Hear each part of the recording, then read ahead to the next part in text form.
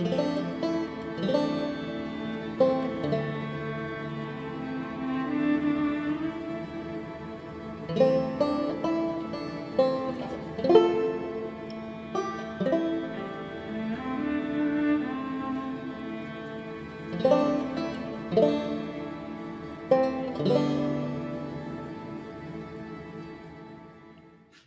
everyone. Welcome to Let the Forage Begin. I'm here today with Cree, as you know, and Paul from last time. And so we're going to talk today about foraging. So we're going to go through some things that are safe for you to forage, for you to eat, for you to, kind of consume and use in tea or whatever. But we're also going to go through some of the dangerous ones and also about mindful foraging and things such as if its species is going extinct, and being aware of that and knowing what to forage and what not to forage. So I'm going to go ahead and let them take it away. All right. So first off, we're going to talk about mushrooms. Mm-hmm. Yay. Hey. All right. So Paul, what's going on here with these ones?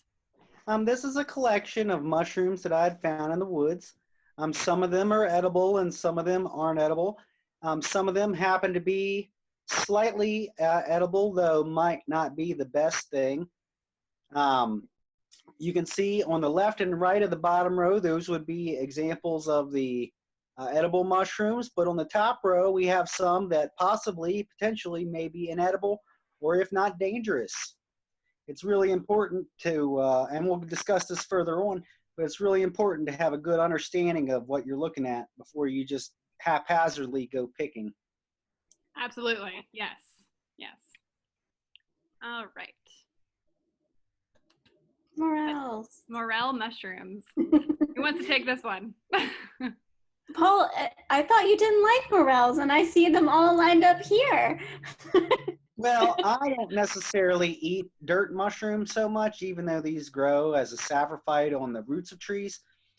I think dirt mushrooms kind of taste like, dirt. I prefer tree mushrooms, but that's just me personally. I know a lot of people go crazy for these little buggers when they're ready.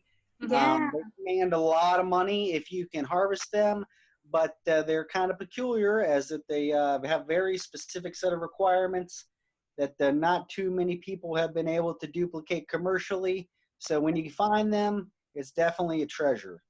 It is a treasure, and I feel like that's part of the novelty of it, is they're here for such a short period of time and you got to go hunt for them.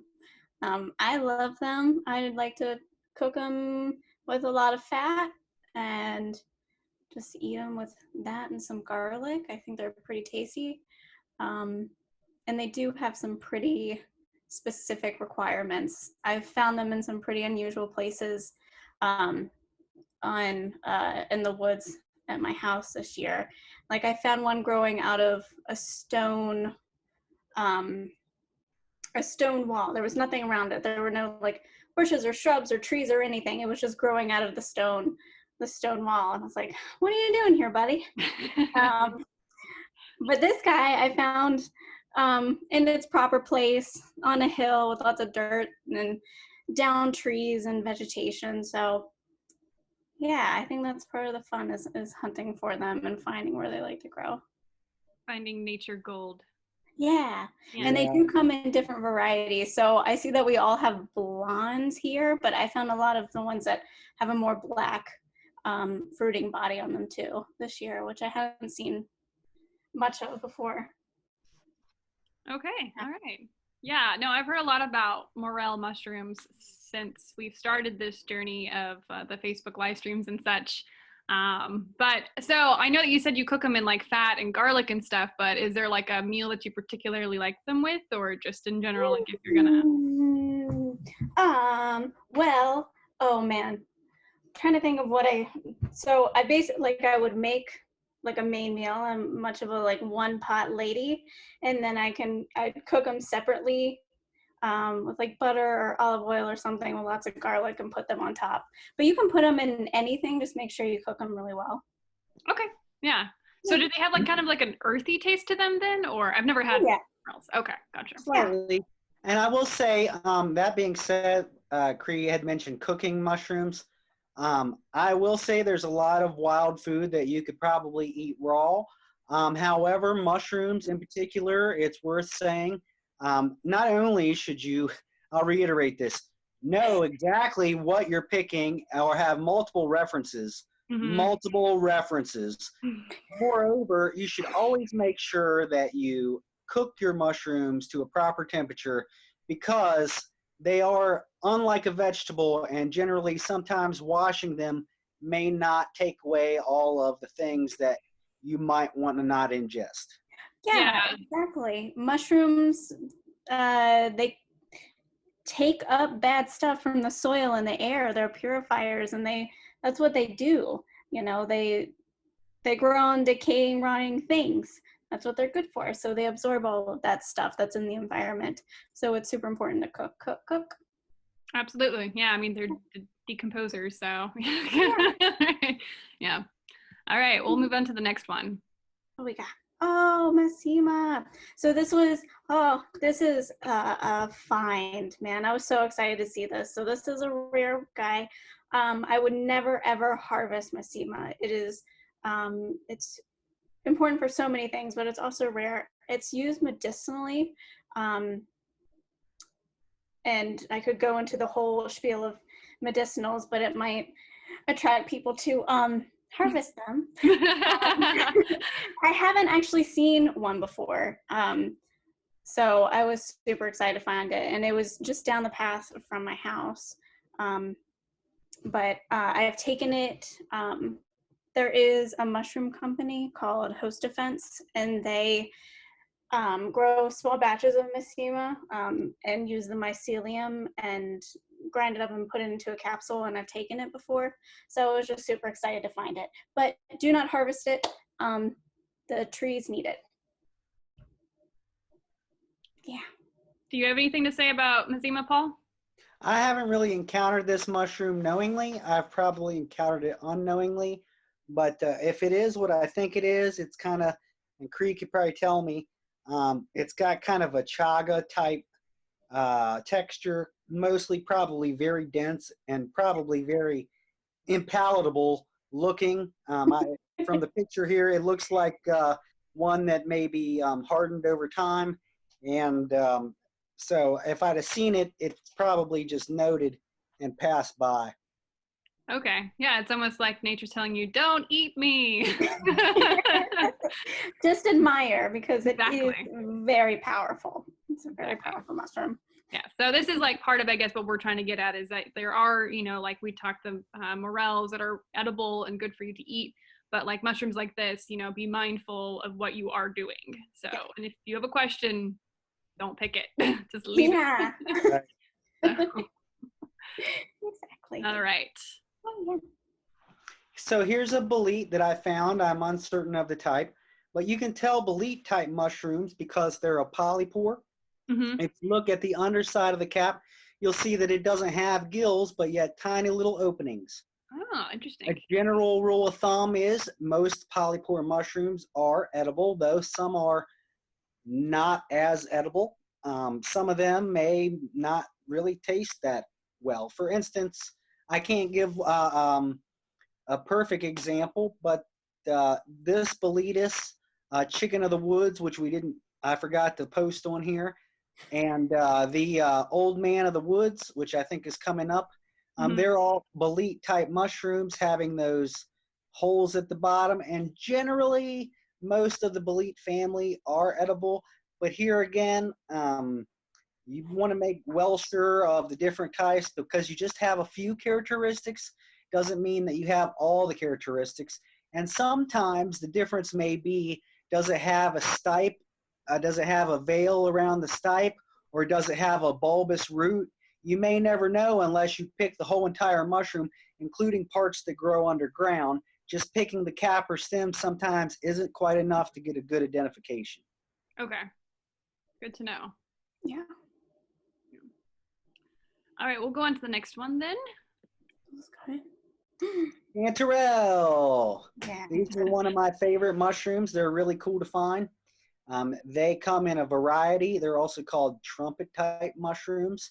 Yep. There are black ones, and these are the golden ones. I found these in an oak forest last summer. It was very, very dry. I knew what they were. I knew that they're a delicacy, but I wanted to leave them there and make sure that they came back year after year, as written about in my guides, to make sure that, yes, they were one of those type of mushrooms that is perennial and will come back in the same spot. That way I have another key in my identification to say, yes, I've seen this mushroom in multiple places, the same time of year, in the same exact location, in the same exact conditions. So that kind of narrows it down a little bit. These things grow in groups. You're not really going to find them solitary, but when you do find one, look around because there's probably more close by. Okay. Very cool. Awesome. They are so delicious. So going back to the perennial thing, is that a way that you can tell for if the mushroom is poisonous, or is it just to kind of like be a mindful picker to make sure that it's repopulating? The reason I wanted to check to see its ability to be perennial is because certain mushrooms like hen of the woods, chicken of the woods, chanterelles, morels, they tend to favor very specific things. Okay. For instance, I found morels last week under a dead ash tree. They like ash trees, which unfortunately are dying off. But hey, more food for mushrooms. Mm-hmm. These ones here I found in an oak forest, and many times key indicators in your manuals and your guidebooks will give you appropriate and close locations, the kind of environments you can expect to find these in. If you find something that looks similar in the middle of a cow field, probably not the one you're referring to. Might be because they grow in different places, but at the same time, it was more of a check for myself. This mushroom has populated this area, and I know this time next year, fall, spring, summer, it should be here. And if it's here during a strange time, maybe that's not exactly the one I thought. Okay. Good. So it is like another like check off the box to make sure that you are harvesting what you think you are harvesting. So. And I will say, like, as far as edibility of mushrooms, and I say this kind of jokingly, every mushroom is edible once. You might not be able to eat it twice, but you're going to be able to eat it once, and it might cause horrible, horrible things to happen to you. So just keep in mind that you can always eat them once. That's a very, very good point. So wise, Paul. I love that. Here's one that's creepy. This is my favorite mushroom. Old Man of the Woods. You think, no way is this ugly looking dinosaur mushroom edible, but in fact, it actually is a delicacy. I found it growing in a pine forest. You can tell by the leaf litter surrounding the mushroom. Around early summer, it was very dry, and I happened to walk across this and was like, whoa, Old Man of the Woods, because I was searching through the field manuals, and I was like, look at this thing. It's edible? There's no way that this is edible. But sure enough, I looked and found them. I've only been able to find about 4 or 5 of these. I haven't ever been able to find enough to really consider them worth my time.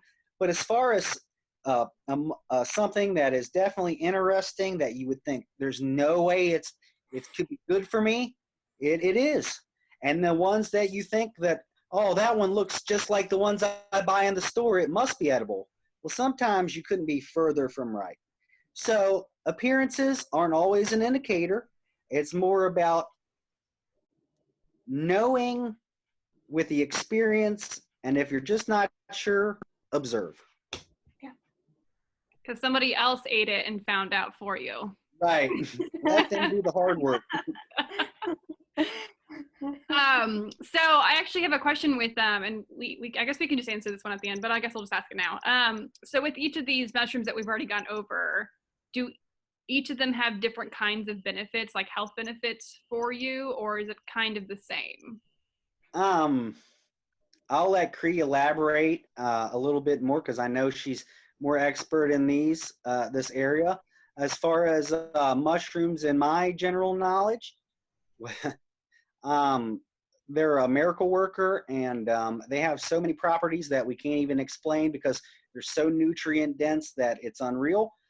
But at the same time, I'm sure, and Cree will probably back me up in saying that certain ones are more gourmet and certain ones have more medicinal properties.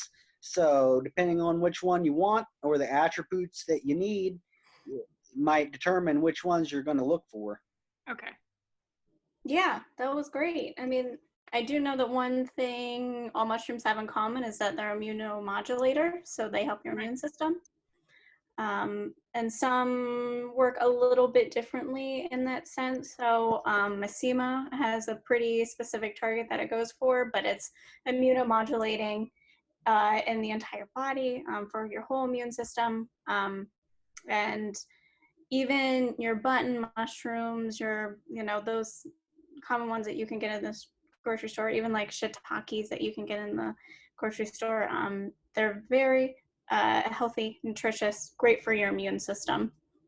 And we're coming up on another one. I think it's the next one.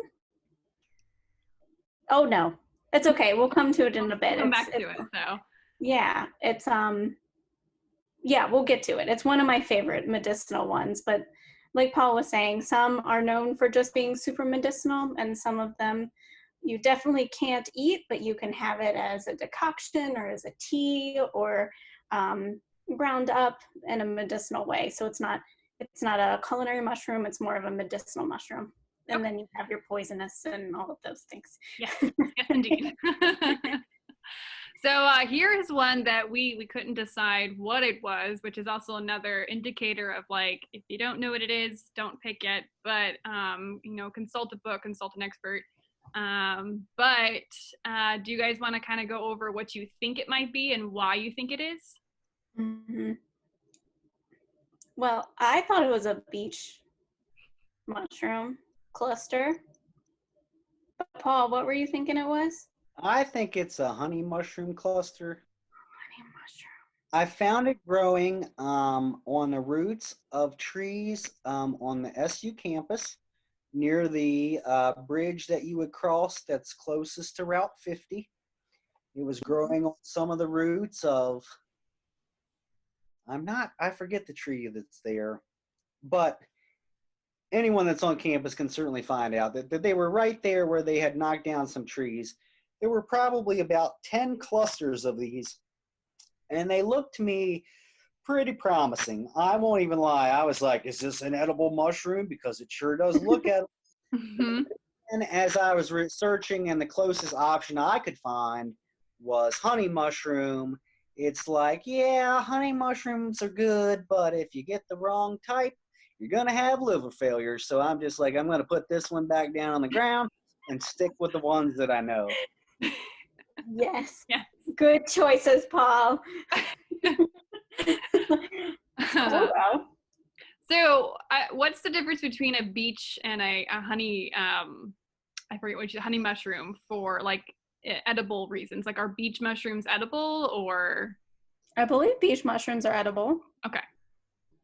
I mean, just from looking at it, I've seen it in pictures before, how like the cap is formed and, the white that's puffing up under the cap and it's like curly twirly stem. And I know that they do grow in clusters, but that was just my guess just from looking at it. I didn't look at any, I didn't try to ID it for books or anything like that. And so that was just maybe. That's my maybe. But like, here's a good example of, something that you think, hey, that kind of looks appealing, but may or may not be something that you want to really mess with. I will say in a lot of the mushroom books that I've read, they talk about how you can, and this is for like advanced folks probably, you can touch your tongue and get a little saliva and taste the mushroom kind of by touching it and then tasting. Generally, that's going to be safe. It's one of the tips. Smell is another indicator. But the most efficient and best way to identify mushrooms is to make a spore print and examine the spore print under a microscope, because that's going to tell you more than anything about what type of mushroom you have. Okay. Yeah. Yeah. I mean, that's super advanced, but so awesome. Yeah, I was gonna say, like, that sounds like a really cool, like, research project or something. So, All right, there's our next project. like, spore print, do you mean like just like the under part of it, or okay? So you just want to like Yeah, generally, what you would do to take a spore print is you'll find your mushroom that you have in question. You'll pick the cap off. You'll place it on a piece of paper. Spores come in different colors, from ochre to brown to green to black. So you'll put the mushroom cap down, covered with some kind of, for example, I'll say with a bowl, overnight, and you'll observe what color are the spores. Are they rust? Are they black? Are they blue? Sometimes, if they're white, you might not be able to exactly see them. So some documents say to use like a black piece of construction paper, maybe with half of one, with a white piece on the other half, or to use a piece of glass plate, just so you can kind of see through it when you shine light through it, to kind of get a color reference. Generally, a spore print's going to get you in the ballpark of what family of mushroom that you have. Each individual spore is going to have its own identifying characteristics, but that's my microscopy and not necessarily what we're aiming for here. But right. The big thing is like, if you want to know, a good way to do is take a spore print, because that's going to be one of those determining factors. It's going to allow you to say, hey, check that one off the list. Yeah, so everyone buy a microscope. I'm just kidding. Or if you have access to one, you know, it might be a cool thing to do. So that is a cool thing to do. Making future ES classes. Identify mushrooms. All right, we'll move on. Okay. Oh, yeah. Okay. This guy's turkey tail. So the thing about turkey tail is they have so many lookalikes, just tons and tons and tons. But I was able to ID this one because of its distinctive blue rings around it, and also, why can't I think of, it's, so a lot of the, when you look at the underside of it, it's usually like this tannish, whitish, very, very small, porous underbelly, and most of the time it's faux cousins, which are in a pretty close relationship to it, so I'll call them cousins.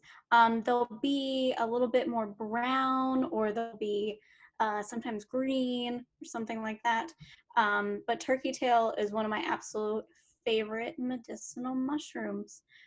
It is technically edible, but it's not tasty. So I wouldn't consider it an edible. I would consider it a medicinal. Okay.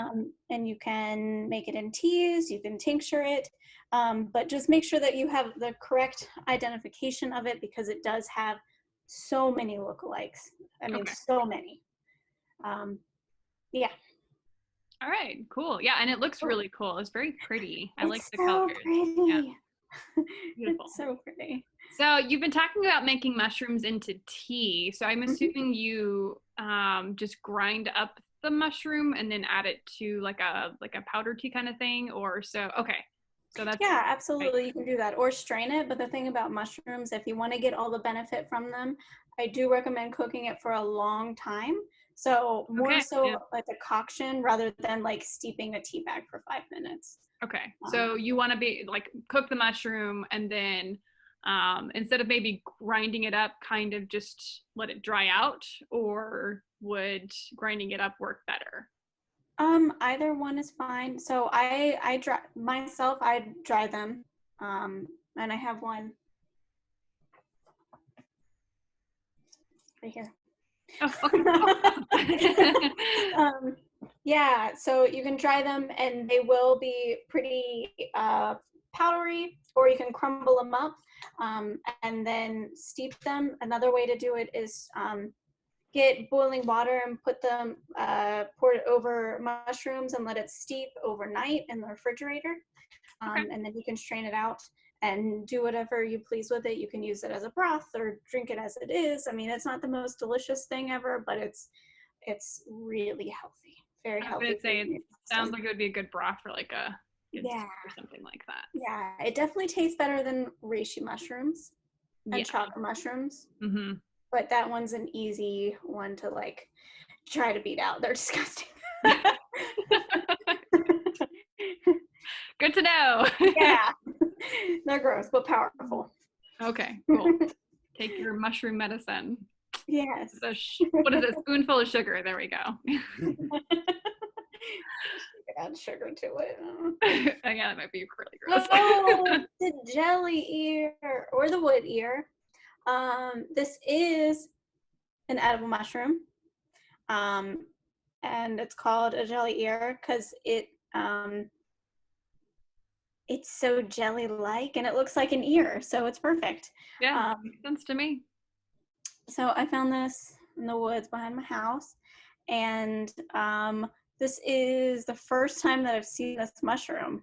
I've known about it, but I was like, when am I going to see a jelly ear in my life? Have you ever seen them, Paul?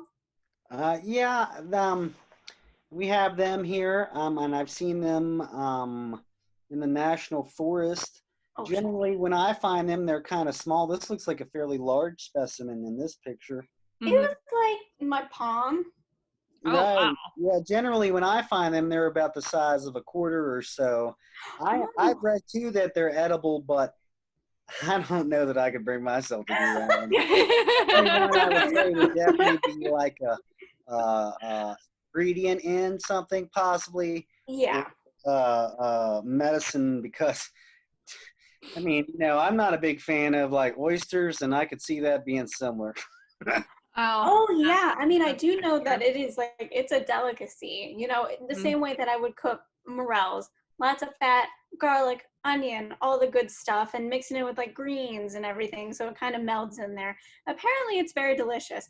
I left it because I don't know. I had too many mushrooms. I mean, I'll just leave that one. It's very cool, and I didn't want to touch it.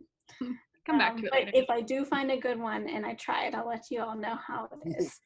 Please do. Please do. Yes. Yeah. I guess with the texture of the mushroom, that could be a little bit off-putting for some people. So Yeah, I can see that too. I can see that too. But maybe it changes when you cook it. yeah, I mean, you do tend to lose a little bit of it, when it's just a raw kind of mushroom when you cook it. So, but yeah. Mm-hmm. Yeah, I agree. Yeah. Okay, that'll be updated. Okay. Jelly ear tasting gal. I'm gonna eat some jelly ears. And it's so cool. I don't know if it has lookalikes, and if it does, like, what? Why would you try to look like a jelly ear? But yeah. So maybe this is like, if you see it, take lots of pictures of it, ID it, and then try it. Try it. Yeah. See what it does. Yeah. All right. So before we go on, move on, I wanted to say one mushroom that we didn't put on here, that a lot of people will probably find, is called chicken of the woods. I don't have an example of it, but it looks like it's a shelf mushroom that grows on the trees, and generally it's orange. If you look up chicken of the woods, you'll see it, and it's really the only thing that looks like it. Okay, I think I actually know what you're talking about. It's kind of all over the place. The chicken in the woods, or not all over the place. I hope if you find it, then you're sitting on it, because it's wonderful. I tried it. I saw it growing along. Now, foraging tip: don't generally pick things alongside of the road because of the car exhaust accumulation in those areas. You want to always try to forage in clean places that are free of toxins. If there were an old building there, plants probably picked up what was ever there. So if you're going to forage, you probably want to forage in the cleanest areas. That being said, I picked this chicken of the woods from the side of the road because I saw it and about had an aneurysm. And I brought myself to finally eat it after hours of contemplating. I don't really have health insurance. What am I going to do if I die? But the power of the internet convinced me that I'm smarter than the world and that I could try it. Well, I did. And it was delicious. It tastes just like chicken in such a way the texture was like chicken. If you put it in tacos or in something that would have like a shredded chicken, you would be hard pressed. And I am a meat eating type of person. I think animals are delicious. I understand if you don't eat them. But as a meat eating person, I will say chicken of the woods was so much like chicken. If it was used in dishes with a little bit of bouillon to give it a little bit more chicken flavor, I would never know. So if you're someone who is looking to do maybe a little bit of meat replacement, mushrooms are a wonderful idea. If you're looking for an alternative to recipes that lasts a long time, chicken of the woods is one of those that you can. I harvested 20 pounds of it from the tree, and I was like, there's probably 20 more pounds on this tree, but I don't need 40 pounds of this Wow. too sure of mushroom. But at the same time, I fried it with breading and cut into it like a chicken breast, and it was excellent. So don't necessarily be afraid to try mushrooms. Just take the time to identify them first. Agreed. Chef Paul over there. That was an amazing story. Now I'm really hungry. I want chicken. Oh my God. That's amazing, Paul. That sounds really, really good. So, all right. So we're just foraging once this pandemic is over. The best right. part of all this are these things are free. Yes. Yeah, true. Absolutely. Yes. Yeah. So is there anything else you want to say about mushrooms before we move on, or just Ready to move on?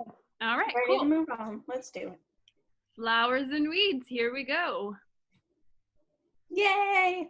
So this was at Cool Springs campus. It is a whole bunch of purple dead nettle, and purple dead nettle is related to nettles, except they call it dead because it doesn't sting, which is cool. And it's also much smaller, but it's one of the first things that pop up in spring. It is super nutritious. You can add it to smoothies or make teas with it. In the early spring, I like to gather some and chop them up and put them in salads. And you can use it for external wounds, just like I talked before about yarrow to stop bleeding, which I actually cut myself today pretty badly. And I have an Elf on the Shelf Band-Aid. So you can put it externally to wounds to help stop bleeding and help everything coagulate and help the wound heal. It's astringent, is the proper term for it. So it helps your tissues come together and tighten. Okay. So it's it's like one of the best early spring weeds. It's everywhere. It's delicious, nutritious food. And it has a couple lookalikes, but they are all edible. So it's all gravy. It's all fine. All right. Yeah. Cool. I want to try this in a smoothie. That is like a tea, but I haven't had it as a smoothie yet. That's an interesting idea. Yeah, it'll blend right in. Yeah. All right. Oh, autumn olive. This guy is super invasive, but it does produce pretty tasty berries. I have it growing all over the place, in the woods, down the hill.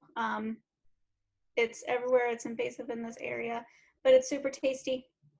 So I recommend, if you've never had it, to try it, but just make sure that you correctly ID it. So it's in flower right now, and it smells like honeysuckles. It's so nice. Ooh, that is a pleasant smell. Yeah. Have you had them, Paul? I haven't eaten the autumn olive, but I have seen it. I was just thinking the other day as I was walking around the field, kind of getting some of these pictures and looking, I was like, I know they put out a little berry like an olive, and I know they're called autumn olive.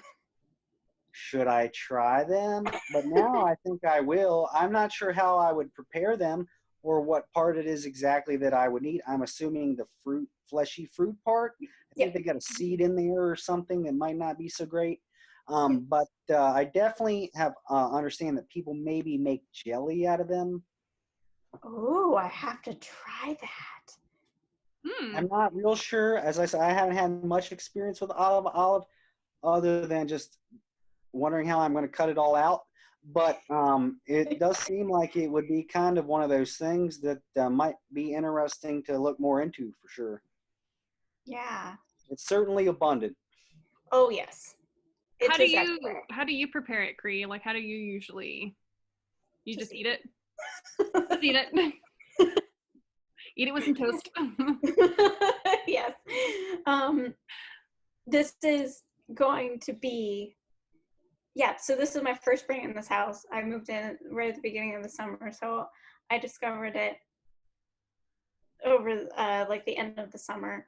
And then like I caught it right at the end, and then it was all gone, and I just saw its shrubbiness left, and I'm like, I can't wait for next year to like get it in abundance, because it is everywhere here, and the previous places where I lived it wasn't there. All right. Yeah. Okay. Very cool. Very cool. Yeah. All right. Oh yay. Okay, so some pretty pictures. In the left picture, it is wild violet and red buds in a jar, and then on the right hand picture it's steeping in jojoba oil.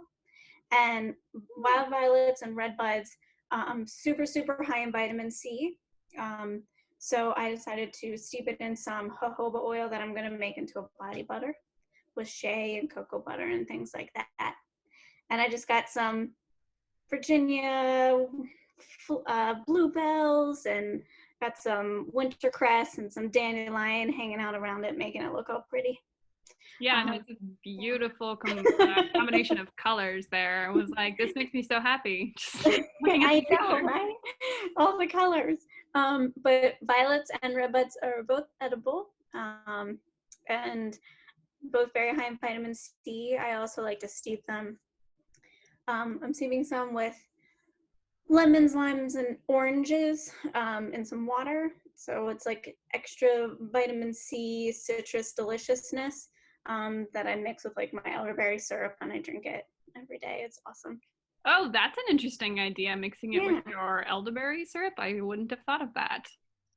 Huh. You get creative when you're stuck in the house. Yeah, I was gonna say, let's mix this together and that together. Yeah. See what happens. We're all here. Oh, I know. But both are edible. You can put them in salads and teas and things like that. They're very delicate and floral. They're delicious, and they're Yeah, so beautiful. I have a lot of friends who put the dandelions in their salads. So I think you have a dandelions there, yeah. So what about you, Paul? Do you have any? He's like, no. Yeah, no. Red bud is curious because I have a friend who is currently making red bud wine, Yes. and I have thought about that with the violets because I saw some people have made a very beautiful wine out of the violets. The violets make a perfect salad garnish if you like edible flowers, and we'll talk about some other edible flowers later on, I know. Yeah. So anything in my mind that's edible and colorful, you're going to have the most nutrients. It's going to be the most nutrient dense. So you want to eat a lot of color in your diet, and these are simple ways that aren't only attractive, but they're just everywhere this time of year. Yeah. And Right. you know, if you take it as a tea or you take it in small doses throughout your diet, you're still getting those wonderful antioxidants and things and those carotenoids that cause those colors to happen. I'm not sure if processing things like this to an extreme would be beneficial, but I know that every time I get hungry in the woods and see a patch of violets, I do try one every once and again. I mean, why not? I forgot to mention, I'm also steeping some in apple cider vinegar. So you can Oh, strain okay. it out and mix it with oil and use it as like a salad dressing. Oh, that's a really good idea too. Yeah. Mhm. They're just coming up with creative ideas to use it. So salad Yeah. dressing with your salads or teas type thing. So, Yeah, like or Paul just said. wandering through the More woods and just eat colors. it. Yeah, more colors. All right. Oh, here we go. Dandelion. Okay, I'll start this one. It's pretty familiar. Everyone knows we got dandelions. Mm-hmm. It came from Europe and was brought here. Why? Because it is nutritious and valuable to humans. Nothing irritates me more. I'm going to stand on my soapbox a little bit and say, all you people that own houses, quit manufacturing your lawns to look like AstroTurf. Let dandelions grow. They make an excellent coffee substitute. They're one of the first things to come up in springtime. A lot of people use them in past years because they're one of the first sources of vitamin C that's available to humans after the winter break has happened. So they're Mm-hmm. the first thing to come into existence. The flowers can be fried, they can be turned into teas. They aren't so great. The flower part is delicious. The stem can be a bit bitter because it's got that milky sap in there. You want to try to pick the young leaves, and the root roasted makes a coffee substitute, even though I really haven't been that desperate. I imagined if you were trying to get away from coffee, maybe this might be something that is available to you fairly easily and might be worth playing around with. Recently, back to this, it's weird, but I picked a bunch of these this year with the intent to fry them, but instead I decided to make dandelion wine, which is a mountain tradition, and so I did that for the first time this year, and I will have to say I've seen recipes with dandelion, but I will emphasize that if the recipe calls for the flower head, you want to try to remove as much of the green part as possible because it does tend to get a little bitter. When you're hunting for the leaves of dandelion, you want to try to get them early and as small as possible. But other than that, it is delicious, nutritious, and totally good for you. Good to know. Yeah, I mean, I had heard about the benefits of dandelions, but I didn't realize it was to that extent. That's awesome. Do you have anything you Yeah. want to say, Cree? I mean, Paul covered so much of it, but I will add the leaves are bitter, and in the diet they are used as bitters, so they will help your digestion, your liver.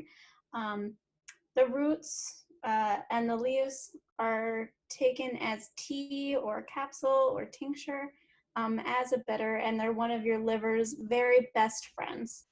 So if you're ever having liver issues, well, I won't prescribe that, but it is known to help the liver, Mhm. all parts. So it's like All it's super delicious. a helper with medicinal things. Yes, Yes. yes, exactly. And it is so cool. So dandelion roots and chicory together.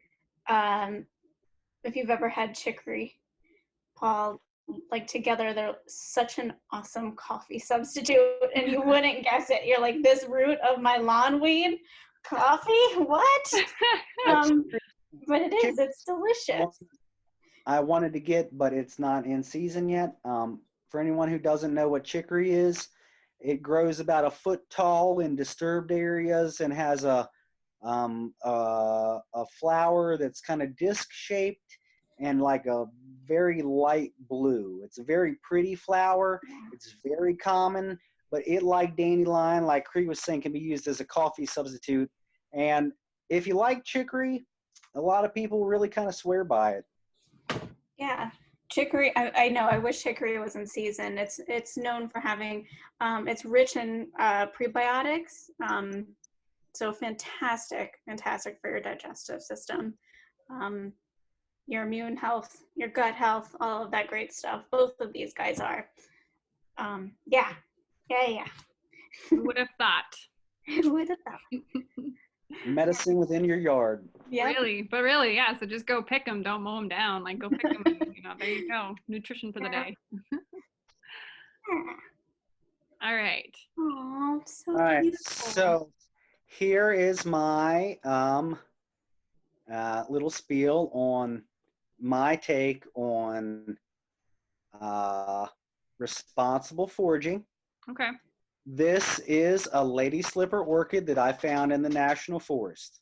It's beautiful. It is a very beautiful orchid, and it's one of our state wildflowers that unfortunately happens to be a little bit on the threatened side. Now, it's not endangered, and it's not in danger of going extinct because there are populations of these lady slippers up and down. However, they're kind of a protected thing, and the reason that they're kind of protected is because people like to poach wild plants, especially orchids. So, that being said, while we discuss these wonderful things and you may find beautiful things foraging, sometimes you might not want to let everybody know where they're at because too many cooks in the kitchen makes to spoil the pot. This being said, I didn't touch this one. I have captured it on picture. It'll stay in my memory and I'll have it forever. Unlike picking it, I'd probably kill it and then I wouldn't have it at all. So sometimes when you see something, I will say maybe you just want to take a picture if it's certain type of thing. If you know it's not really going to be available everywhere, maybe be a little ethical in the treatment of some of these things, because just because it may be abundant around you doesn't mean it's everywhere. Right. Bravo. Definitely very well said. Yes. And I think that's, what we're, getting to hear. Like, if you see something and like, what you were saying earlier, Cree, is like, oh, I already had tons of mushrooms. I didn't need this mushroom, like, don't hoard all of the goodness. Be cognizant of the fact that, other people want to enjoy the beautiful orchid and it's, thriving and doing well in nature. But, if you want to pick something, just like keeping that in mind. So yeah, absolutely. Yeah, it's beautiful, Paul. Good find. All right, we're gonna move on to some other plants here. Cool. Nettle, my favorite. Where did I take this picture? Oh, this was at Cool Spring, which I don't recommend picking from Cool Spring. I take pictures there. Nettles like to grow by the water, in all kinds of places. They are extremely nutritious. They're just packed full of minerals. They're so green. And they do sting. So if you ever do come across a pretty nice sized patch that you want to harvest some from, I never ever recommend anyone. I take about 20% or less of a good sized patch. Wear gloves. Wear gloves, definitely. Wear gloves. Yeah. It's so bad. It hurts so badly. Like you're like itching, but also burning, but also like what's happening to my skin. Yes. This guy is cool because you can grow it and you can grow it in your garden very well. I don't recommend taking nettle from places like roadsides or service roads or anything that's disturbed where a dog might have peed on it or anything like that. So I would definitely leave the ones at Cool Springs alone because it is a public place. But you can find them in easily places to go forage for them. So I drink nettle tea every day. So you can make fresh nettle tea. You can cook it and use it in any sort of recipe that will call for any other kind of green. Just make sure that you blend it super well if you're going to make it into a smoothie. Even then, I would recommend like blanching it and then cooling it down before you put it into a smoothie. But it is super easy to incorporate in your diet, and it is so full of benefits. All right. Very cool. Yeah. So I found a ton of nettle when I was hiking. I don't know if you guys are familiar with like Little Devil's Stairs. So would that be like a good place for like if you're out hiking on one of the trails out in the Shenandoah Valley to like see if you do find it to pick up? Because people do hike with their dogs on those trails and stuff like that, but I guess not. They're not being as frequently exposed to like toxic things. Yeah, sure. I would say just collect a little bit, maybe rinse it off, and yeah, that's Okay. totally fine. Yeah. Just sanitize it a little bit. So okay, Yeah, very cool. Yeah. easy. All right. Yes, mullein.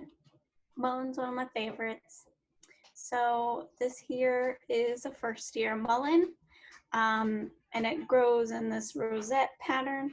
The leaves are fuzzy, and externally, if you put it on your skin, it's really great for bringing blood flow to a part of your body that hurts a lot. So I put mine here because I have shoulder neck issues on this side, and it can really help to stimulate lots of blood flow to help all of that good tissue to heal.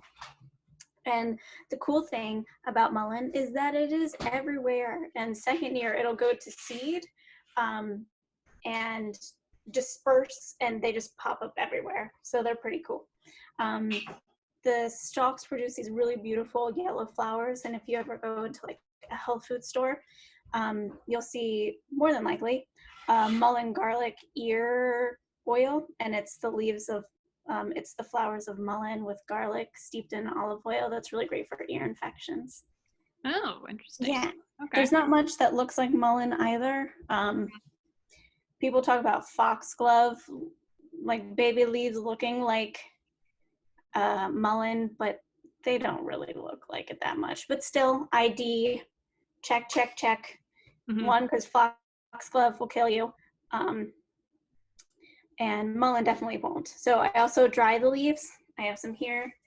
Yes, I live in I'm just surrounded by plants. So you dry them, and then you can break them up and make them into a tea. Okay. They don't have a lot of taste, but they're great for your respiratory system. So if you are using them to like increase blood flow, I guess you would just use the fresh leaf. You wouldn't. Yeah, exactly. Yeah. Okay. Yep. You wouldn't want to ruin the properties of it. Yeah. Yep. Just take it and it's the upside, so not the bottom side, but the upside. Put the upside directly on your skin. Okay. All right. About 20 minutes. You'll feel it. Okay. Good to know. I might actually try this. I see it like all over the place. So. Yeah. They're really cool. All right. Yeah. So this is mugwort, and I found this down the hill from the house. It is super invasive, but mugwort is one of my absolute favorites. There is a lot to mugwort. It has been used for a really long time. And I did make the note that it is a favorite of witches. It's been around that long that, you know, witchcraftery, it was used. So I drink mugwort tea, but you can also, it grows pretty large. It's a big old bushy thing. And you can harvest that and make it into smudge sticks if you're into that thing. Mugwort is a type of Artemisia, so it has a couple lookalikes, but I flipped it upside down and you can see how it's very pale and there aren't spots. It's just plain. And that's how you can ID it as mugwort, because it does have a lookalike of wormwood and of ragweed. Okay. Wormwood is medicinal, but I would recommend buying it already made. Because it gets rid of worms, parasites, and ragweed. Ugh. Ragweed's the reason that we all have allergies. But it is everywhere. It's super invasive. So if you see it, you know, you can harvest it, no problem. and try some of the ideas. You know, look up some fun witchery things. You won't be casting any spells. It's used to I wrote this. You'll have, well, I don't really know much about that, but you know, it's used to promote self-actualization in your dreams and witchcraftery, and you'll have all of these very vivid dreams. I use it just because I like it. Vivid Yeah. dreams. Yes. I don't know if you have good dreams right now, but maybe. Nothing scary. Like I haven't had a nightmare. They're just vivid, and you wake up and you're like, whoa, what was that? Was I in another world? Yeah, I like to write down my dreams when I wake up, just so I can like keep a record of it. Very witchery. Okay. Okay. Do you have any thoughts on that, Paul? No. No. He's a secret warlock. He doesn't even know it. All right, we'll move to the next one. Garlic mustard. Garlic mustard is one of the first edible plants that I was introduced to. It's in the mustard family. And so you can tell it's a mustard family because it's got that cross type flower, 4 petals in a cross type shape. Anyone who has seen this plant has seen it everywhere. It grows everywhere. The young leaves have a very garlic-like flavor that could be used as an ingredient in salads or other kind of a filler type of thing. When the leaves get to be a little older, they tend to get a little bitter. When they come into flower or bulked, like most of those family, they become extremely bitter. So it's best to find this one when it's at its youngest stage. And here's one, like again, it's going to be early spring, one of the first ones that you find, and generally by about mid to later spring, it's gone to seed, as you can see here, and it's a little beyond. I have read that garlic mustard seeds could be used just as garlic seeds. They're tiny little black things that are in these little micro pea pod looking shells that happen where the flowers are. They kind of look like and this is a good indicator of this family of things, if you see any plant with these little tiny pea pod looking, sticking up seed heads with this kind of shape and maybe even these cross flowers, you generally have a mustard family, and mustard seed is used as mustard seed. So this one to eat, you want to get it young. It's delicious, but if you don't like garlic, maybe you want to pass it by. I prefer all the garlicky things. So this is one that I even snack on sometimes in the field. Yeah. That sounds delicious. I have heard to cook them in the leaves in water and then discard the water. Have you heard of this? I could see that because they can get a little much. Oh, well, I mean, I'm fine with that. Yeah, I've heard like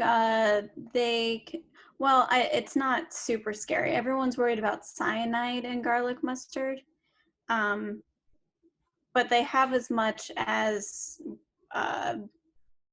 broccoli does, so it's nothing scary. And if you're worried about it, just cook it in water and then discard the water because that's water soluble. Yeah. Oh, okay.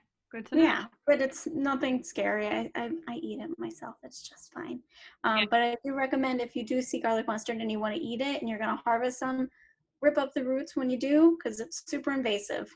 It takes over everything. Everything. Everything. So something tasty, and you're helping the ecosystem around it. Yes, so. beautiful. And, a word about weeds and invasive plants in general. We live in a continent where people have been traveling for millennium.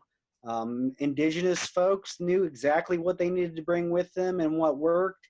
Early settlers knew exactly what had what properties, which we've forgotten. So things that we consider today as weeds, mainly manufactured by chemical companies in the 1950s to sell fertilizer for lawns because the pesticides killed weeds. I digress. These things were brought to North America by people for a variety of reasons. Just because we've forgotten that they have a use doesn't mean that they're not wonderful. So things like dandelion, garlic, mustard, and some of the alums and bulbs, they were brought here by people and they decided to stay. Luckily for us. Yes, lucky, Yes. lucky for us. Yeah. Yeah, and the cool thing about garlic mustard is it is so abundant. It's free food everywhere. It's super nutritious food everywhere. You know, I love that about garlic mustard. That is awesome. I mean, like you guys could create a whole meal just by from where we're at now. Have a mushroom Right. salad with all of these different plants and flowers and weeds, or weeds. Yep, agreed. Clover. I don't know. It's a 4-leaf. So did you keep that for good luck? It might be pressed in a book around here somewhere. Hmm. Clover is delicious. Yeah, I haven't eaten it in abundance, but it's one of those edible things. I know that people don't really think of it kind of like in the same boat as a dandelion, but clover, especially the flowers, can be used in a variety of things that is not only delicious, but healthful as well. Yeah. Yeah, Like, agreed. yeah. Red clover is also medicinal, super nutritious. So yeah, clover, just the measly clover. So much benefit. Absolutely. Yeah. And I'm assuming you only need like, the 3-leaf ones. Don't necessarily need a 4-leaf clover. So tasty either way. 1 2 for the 4-leaf, but at least pretty standard. I love it.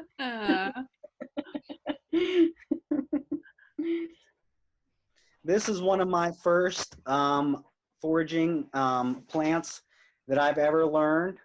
It's called watercress. It has a terrestrial cousin called landcress that looks very much the same but grows in the dry areas, probably in your yard. This is a wonderful, wonderful plant, watercress and landcress, but primarily I'll talk about watercress because it's on the screen. It prefers very clean water. You're going to generally find watercress in spring creeks and creeks that are very clean. It likes cold water and it's a perennial plant. So where you find watercress, generally you'll find it year after year after year. And in some cases, it becomes so thick, it'll choke out the waterway. A lot of people like watercress. I find it's delicious. It has a peppery taste. Sometimes the younger plant is a little more mild.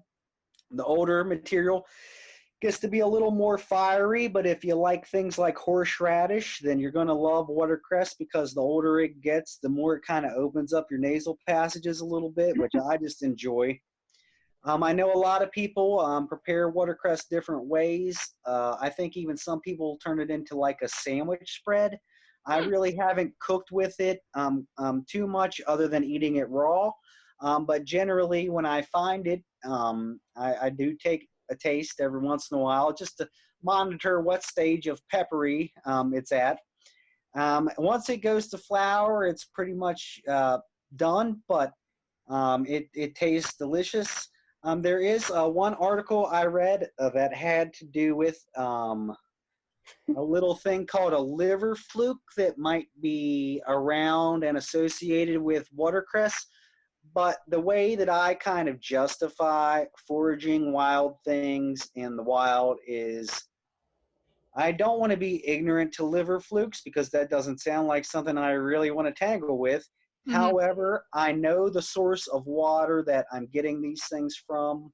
If they were in an animal pasture creek, I might be a little hesitant, but a natural forest creek with a fairly undisturbed area. Like in my instance, it's a spring creek, so I can walk where the water comes right out of the hillside. And there again, wash these things. You want to make sure that you try to get all the little buggies out of them.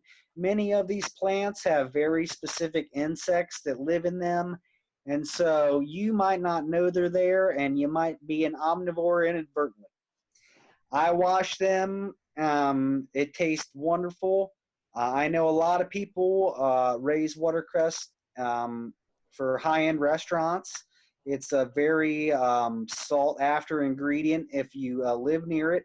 Landcress, its terrestrial cousin, looks very much the same. It grows more of a stalky kind of way. It has the very same characteristics. You probably have some in your yard right now. It gets a little peppery too as it gets older. But generally, it's one of those plants that once you find it, you're just going to fall in love.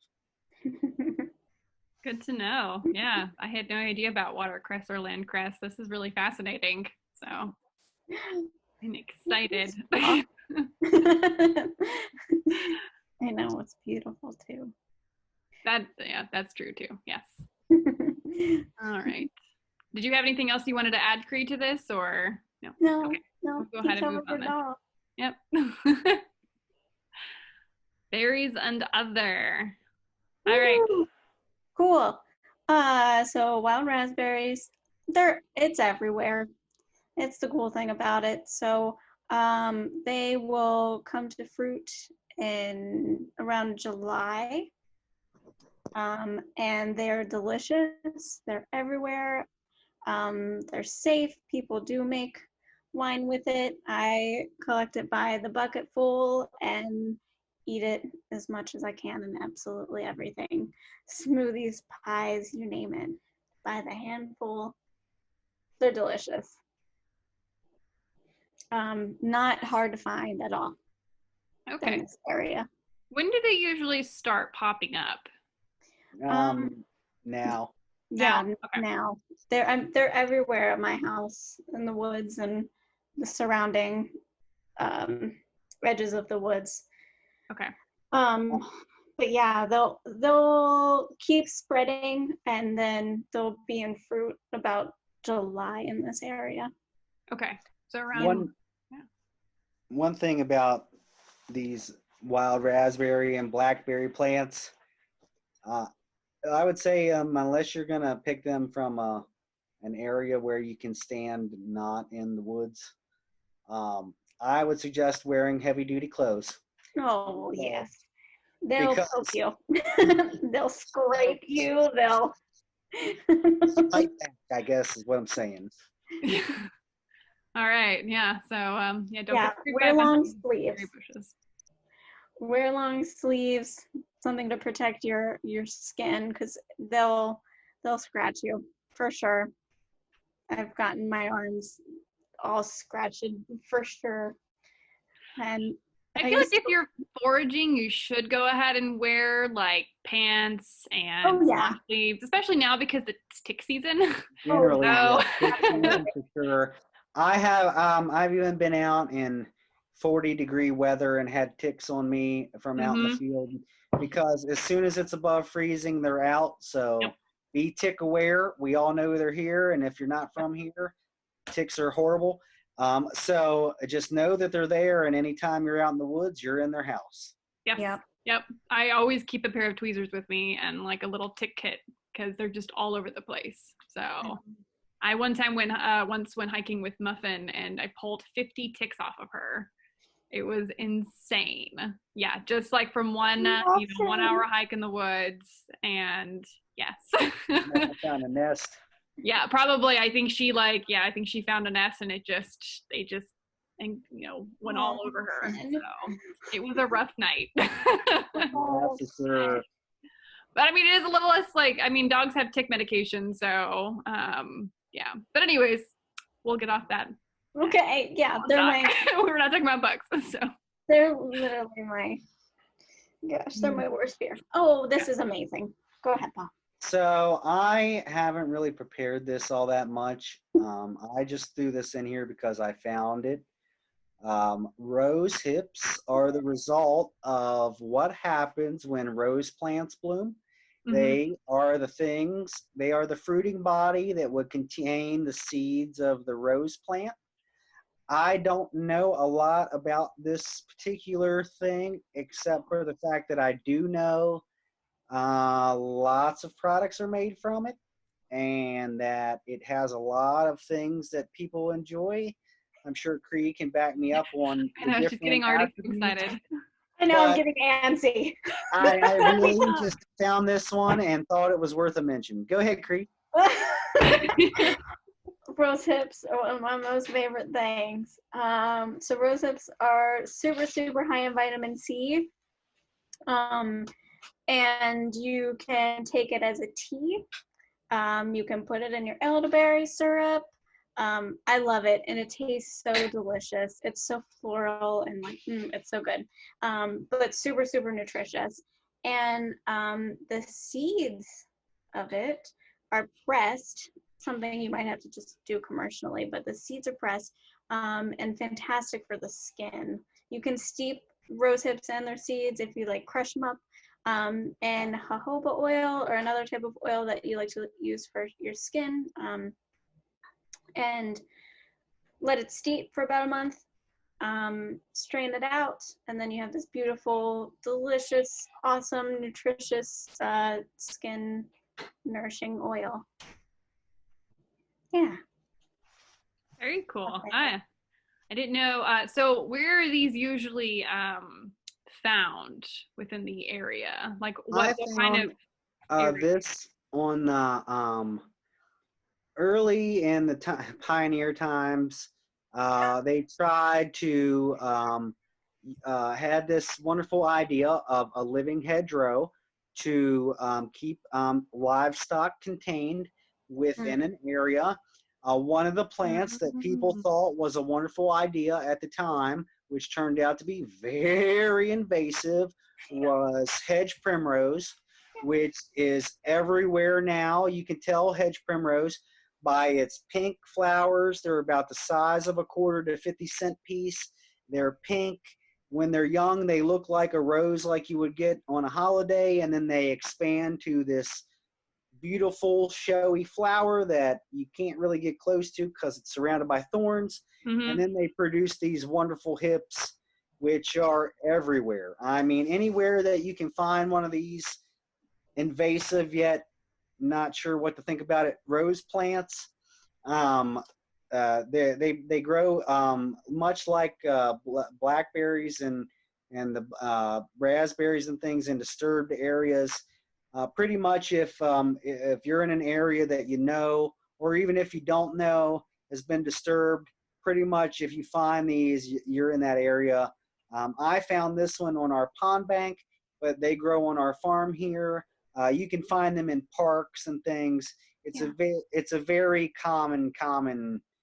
You might not necessarily find like a long stem rose hip type plant, but the field primrose is pretty common and available almost everywhere around here. Okay, good to know. All right. Very cool. Yeah, that's awesome. I love them. All right. This is one of the ones, wintergreen, that I found during our field research with Dr. Kincaid in the Shenandoah National Forest, or George Washington National Forest. I had never seen this before. I didn't pick it, even though I wanted to. But as soon as I saw evergreen foliage with a little red berry, I knew it was wintergreen. And wintergreen is the most amazing smelling plant I have ever experienced. I did take a little nibble. It tastes just like you smell. It's very wintergreen. It's not very sweet, but it just is delicious. I understand that the little berries are edible. I know people make things out of harvested leaves. I can't really describe what things, but for the first encounter with this foraging, I was very excited because I had only read about it, and then when I had found one for the first time, it was like, how awesome is this? is awesome. So what does it smell like? Does it like it just has like a really rich floral smell, or Wintergreen, just like a wintergreen? Okay, so it just smell like, like I guess like Christmas. like wintergreen gum, like a wintergreen. Yeah, like a very minty. Okay. Exactly what I think it smells like is what it smells like. And what it smells like? Yeah. The name of it describes its smell. Oh gosh, that sounds great. And it's called wintergreen because it is a perennial. It is an evergreen plant. You're going to find the little green leaves in the woods, and they're going to persist throughout wintergreen. It's very leathery textured leaves. Mm-hmm. They're very kind of like, almost feel kind of succulent like, because they're so waxy. And I guess that's the cuticle, which helps them preserve through the winter, being an evergreen plant. But they're very small, and you're going to find them in woodland forests and dry areas and oak and hardwood forests. I don't think they necessarily grow around conifers, but I'm not terribly familiar. I just know I found this one, as you can see, in an oak forest, and I was very much excited to find it. That's awesome. Very cool. Super awesome, Paul. I'm loving all of these very cool finds. Me too. What's this? I think we all know what this is. It also tastes delicious in butter with garlic. Mustard. And some mustard. Garlic mustard. Yes. Yeah. Is this from your garden, Paul? Yes, these are propagated asparagus. These aren't wild asparagus. I think that they're F1 Jersey Night hybrids, actually. But an example, asparagus is delicious. It grows wild around here. You can generally find it along fence rows, because in the wintertime, the fall of the year, this very beautiful fern-like plant puts out these tiny red berries that birds just love, and birds, being birds, land on fences and do what they do. So along country roadsides, I know we had mentioned not to pick things from roadsides so much. I wouldn't recommend it. But if you want to get your eye trained to how to find asparagus, it has a very feathery fern that happens when these stems grow to maturity. It looks nothing like anything else around it. It's very much out of place wherever you see it. And once you see the fern one time alongside the road, anytime you drive below 40 miles an hour, you're going to see asparagus, and you're going to want to stop and pick it. But no, you shouldn't, because of cars. Asparagus is delicious. It grows everywhere around here. Like I said, along fences. I planted this myself, but I know many folks that will spend days just taking trips to find asparagus along appropriate areas. And it's one of those things that in its season, I can't get enough of. Oh, yeah. I love asparagus. Oh. My biggest problem with having an asparagus patch is they never make it back into the house. Yeah, we can all sympathize with you, Paul. I think our next one you can mix in with asparagus if you want. So here we have a wild onion. I'm not exactly sure of the specific type. I will say some alums are toxic, so kind of be aware of which ones that you may be harvesting. I know this one because I've eaten it most of my life, but that's not saying you should. This one is a wild onion or wild garlic. I think this is the wild onion, and I use the tops of these on like you would green onion. Mm-hmm. I'll put them down and use them.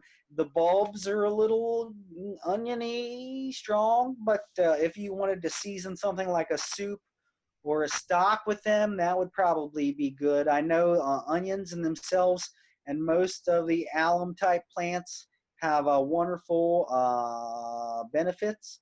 I know garlic, parts of things have some benefits too, but if you like onions, ramps are in this group. If you like onion type things, they're delicious. Your partner might not be too thrilled that you like onion like things, but if you're like me, you just find someone who likes onion-like things, and then, you're golden. So Yeah. I've seen this cooked and prepared in any other way that you can think of. People generally saute it, from what I understand. I generally just use the tops. Okay. Awesome. Yeah, just like you, I grew up, I would just dig them out of the ground all day and just eat them. That's Straight onion right there. Yeah, thankfully my partner does love onion breath, so no need to worry. So you mentioned ramps. Yes. And I know I didn't get a picture of ramps, but they are currently being over harvested. Mm-hmm. So if you do see ramps, which they're getting kind of out of season now, but if you do see ramps, I would say just leave them alone, give them some time to flourish and grow back for all of us. There are even festivals. I know I was talking about this with Larissa. There's a festival in West Virginia all I about want to go to ramps. that. Yeah.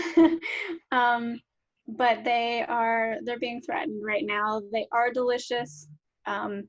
But we do have wild onions and we have garlic available to us. So if you want to kind of make that flavor, just have that for now. Ramps will come back for us in abundance and we can have festivals with them again.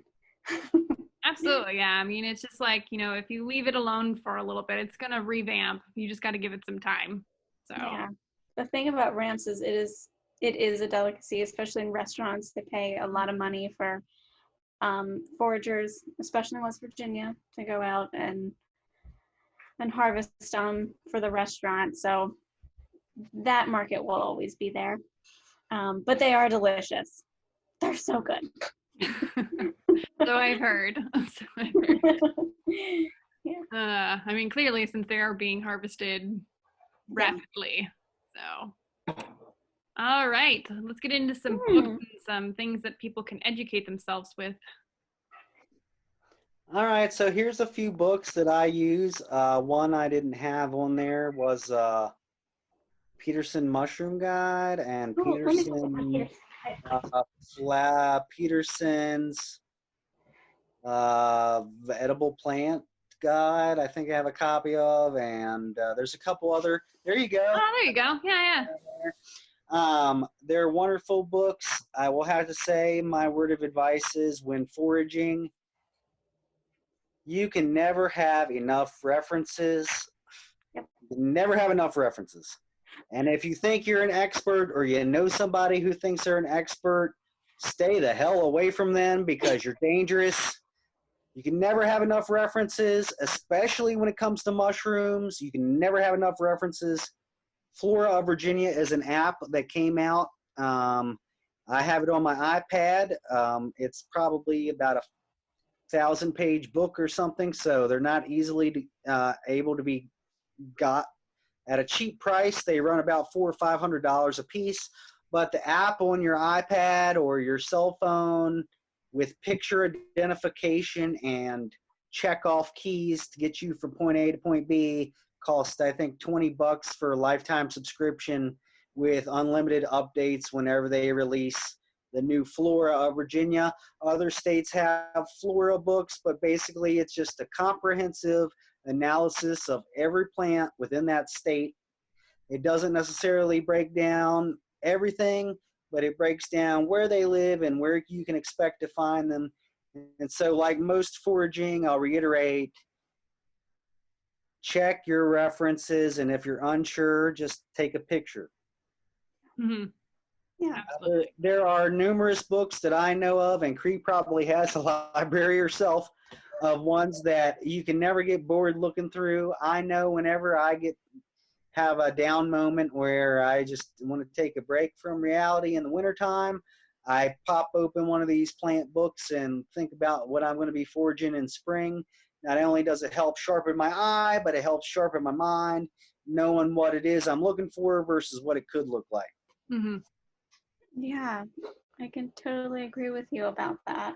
I mean, and the beautiful thing, so I love Peterson's Guide. It was written by James Duke, Dr. James Duke, which is one of my heroes. He was a medical doctor turned herbalist, and he has just done some incredible work for herbalists. He's unfortunately passed, but I got to visit his beautiful herb garden in Maryland. It's amazing. But this is he, and then Stephen Foster took all the photographs. And the cool thing about this one, it's all done by the flowers. So the color of the flowers, it's organized categorically by color, which is very cool. And it'll show pictures of the flower and of the leaves, and then it'll give a description of if it's edible, what it was used for traditionally by Native peoples. You know, it has a lot of poisonous, toxic things in here. What's endangered, what to leave it alone, what you're good to pick. So I recommend this one highly. This is kind of like a beginner's one. It can go in depth if you want to get into like ethnobotany and all of that cool stuff. But I love that one. And it's specific to Eastern and Central North America. So nothing in like, you know, California or anything like that. Yeah, Okay. I love that one. I'm going to be buying some books after this. Any books you can get are a wonderful thing. Don't buy used books. I mean, don't buy new books. Try to look for used, because a lot of times these books can be found for pennies on the dollar. When yard sales become a thing again, sometimes you'll run across these. Even in secondhand stores, a lot of times where I find some of the best books relating to these topics and gardening. So some of these can get kind of pricey, especially on their academic level. But for common ones and general purpose guides, you can find them for practically free, almost, if not a couple bucks. And a couple bucks on the front side is better than a couple thousand in the emergency room. Yes. Absolutely. Could not have said it better. Yeah. Always check your references when you're foraging. Always. So, Always. did you guys have any words you wanted to say before we close out for the evening? I would just say that it was really enjoyable being here with you guys today. I know I learned a lot, and I'm excited that to hear and review what all we've covered today. I will say foraging should be at your own risk, and just know that there's a proper way to do it and a not proper way to do it. And if you just don't know, take a picture. That being said, we're surrounded by a plethora of delicious plants that no person should ever have to go hungry. With a little bit of knowledge and a little bit of study, you'll be able to feed yourself and your family for a lifetime just by opening your eyes. Yep. So I hope if anybody gets anything out of this today, it's just my roundabout point is, don't call things a weed if you never tasted them. Oh, Paul, that's so nice. There's so many good quotes out of this, Paul. I know. That's so nice. Yeah, what he said, of course, like, get into the woods, go sit with things, pick something up, and, you know, see what it is. I mean, this is an amazing time to be curious, cautiously curious, of course. Even if you start with one thing and you go find out what it is. Yeah, what Paul said. Yeah. And I will echo Cree. Don't try to get a bunch of these things all at once. Start slow. Yeah. Absolutely. Pick things that you know are familiar, things you might encounter in your yard. Don't necessarily start by going to the national forest, which, side note, it is illegal to pick anything off of state and federal property. If you do it, it is considered poaching, and you will get fined or worse. Don't do it, and if you do it, you're dumb. That being said, start small, because, you know, maybe I might be able to eat dandelions. Maybe Cree might be able to eat dandelions, but Arissa, maybe you try them and you have a bad reaction. Some of these things kind of fell out of favor because not everyone can ingest them. So when you're trying to forage and you're trying new foods, start out slow. Don't make a bunch of anything. Taste little bits. Maybe put it to your lip skin a little bit without fully ingesting it, just to see if you notice any topical reaction. Start out slow. Maybe you eat a little bit of one thing or another. The way I can kind of analogize this is kind of you wouldn't give a child a new food without introducing them to it out of fear of allergies. The biggest, scariest thing about mushrooms and wild plants for me is I am pretty confident in my ability to read. I am pretty confident in my ability to identify things. I have no idea what my immune system's going to do and if I'm allergic to anything. So always keep in mind that because something's edible to generally everyone, it may not be edible to you, and take it slow, because if you try to pile up everything on at once and something horrible or less than horrible does happen, you have no way of knowing exactly what it was that may have caused it. Exactly. Yeah. Yes. Great advice.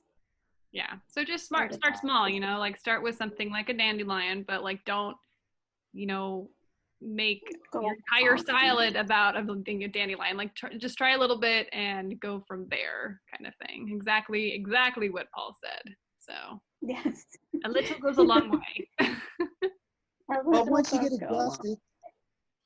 get adjusted to it and you find that you can tolerate some of these things, I mean, just in your own backyard, you've got a wealth of plants. You're living in a grocery store and you don't even know. Yeah. Yeah, an amazing time to start new recipes. Absolutely.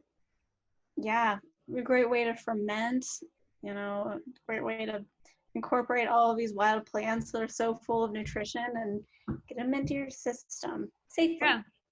And if you don't have access to these types of things, or you can't go out hiking or whatever, you know, purchasing a book and starting there, you know, something for cheap. Right. You know, of course, I know some people are probably tight on money right now, but like Paul says, you know, you can find some used books for pretty cheap. Libraries, digital libraries. Yep, digital libraries, a good spot. College, Shenandoah has a wealth of online books. Regionally, Hanley Library also has a wealth of books too.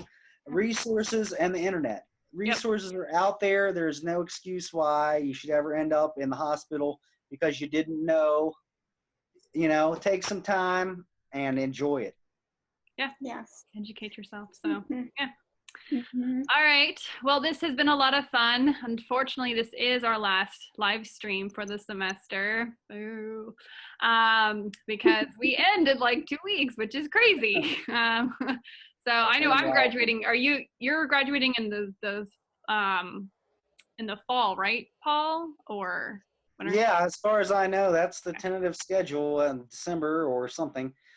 Cool. Awesome. Yeah. And then Cree, you're there for a little bit longer. Oh yeah. Who knows? We're all gonna get student. So anyways, but if any of you have any questions, please feel free to comment on this post. Also send us messages through the Shenandoah University Environmental Club Facebook, or you can follow us on Instagram at SU Enviro Club. We also have a YouTube page called SU Environmental Club. It's our YouTube channel, which we'll be posting this video on there as well for those people who don't have social media. But if you could share this video with all of your friends and do it with a tag or hashtag with Let the Foraging Begin, it would be much appreciated. So, but again, if you have any questions, just shoot them our way, and I hope you all have a wonderful evening. Farewell. Happy foraging.